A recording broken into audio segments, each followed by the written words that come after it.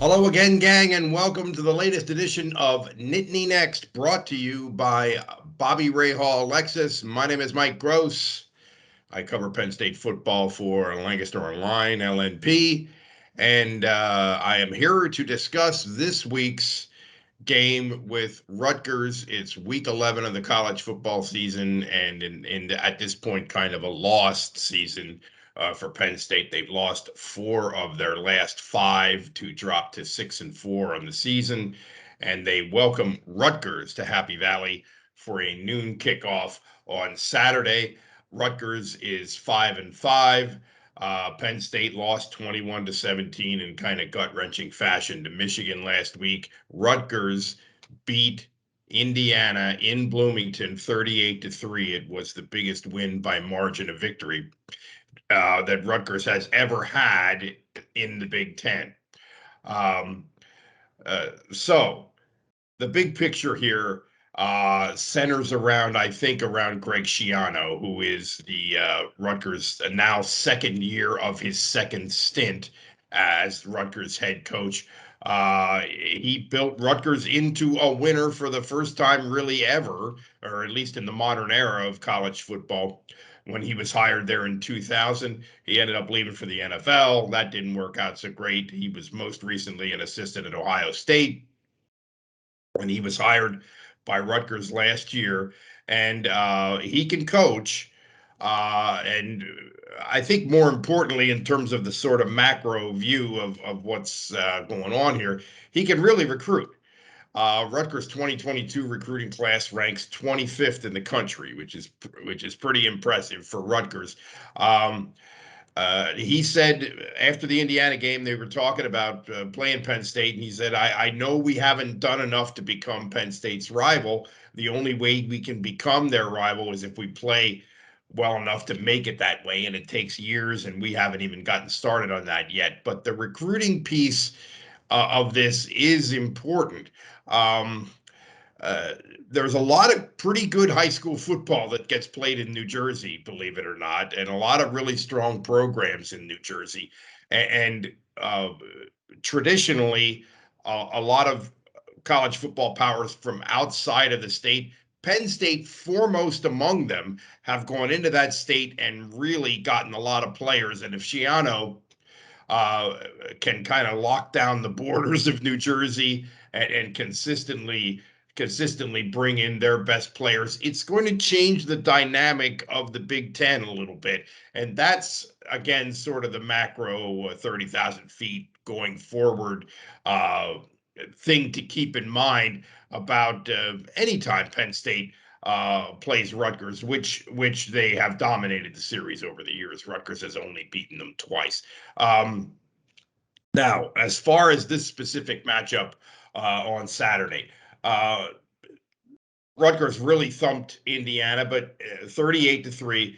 The Hoosiers had six turnovers in that game, including a fumble on their own 14-yard line on the first offensive play of the game, which Rutgers punched in. I mean, Indiana is really, they have really driven off the road into a ditch, and I'm not sure how much to conclude from that game. Before that, Rutgers had lost uh, five of six, including a 52-3 thumping by Wisconsin the previous week. Statistically, Penn State remains the much better team here.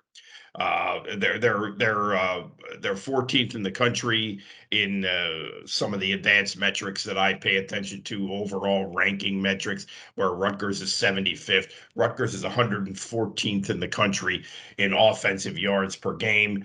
If you throw out their they played Delaware, an FCS team, in week 3. If you throw that game out, they've been outscored by their opponents.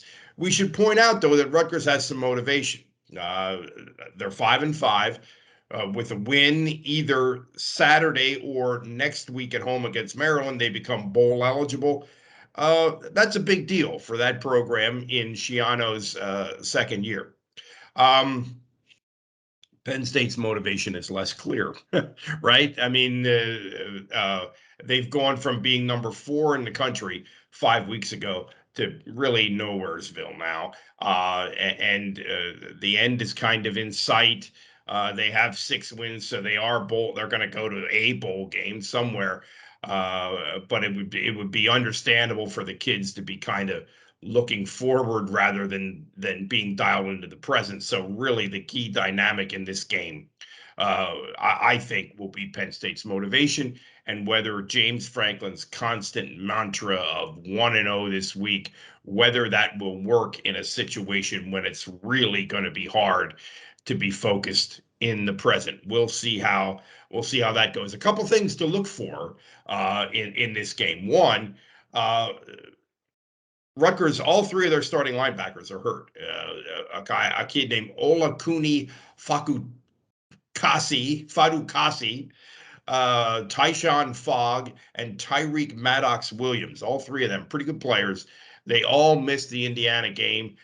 There is no news on whether they're going to be available or not. That could be a significant factor. A couple other things to watch. It's senior day at Penn State. And that means something different than it used to in the COVID environment with the transfer portal and all the different things that can even affect who is a senior and who isn't, and how you define the term senior. Because remember, last year did not count for eligibility purposes. The NCAA decreed that because of the pandemic. So it's hard to know exactly what a senior is and what that means. Penn State has a lot of guys on their roster who could leave or stay. They're eligible for the draft, or they have their degree, or whatever it is.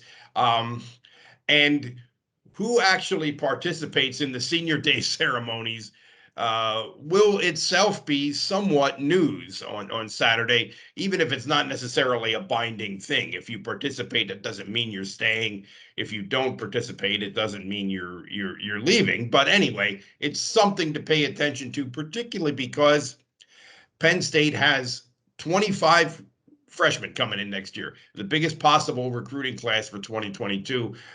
So it's going to be an interesting offseason in terms of roster management for Franklin and company, in terms of having that 85 scholarship limit on the roster, who's staying, who's leaving. That's something to watch. The other thing is backup quarterbacks on both sides.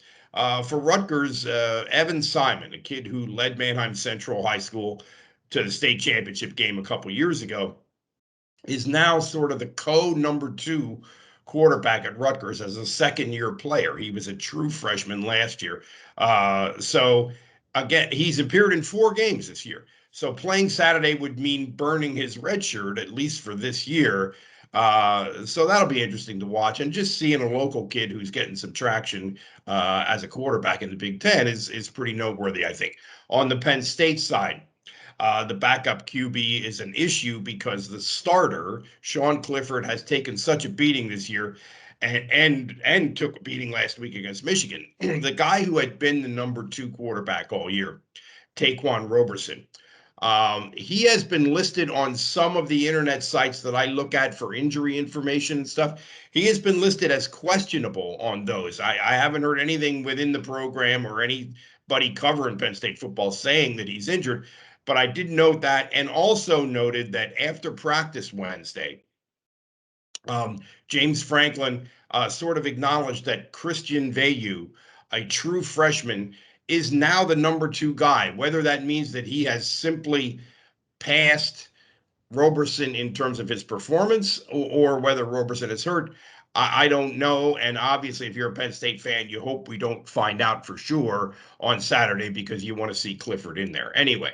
it's the final home game of the year for Penn State. Penn State against Rutgers. It's a noon kick at Beaver Stadium, and we will be there.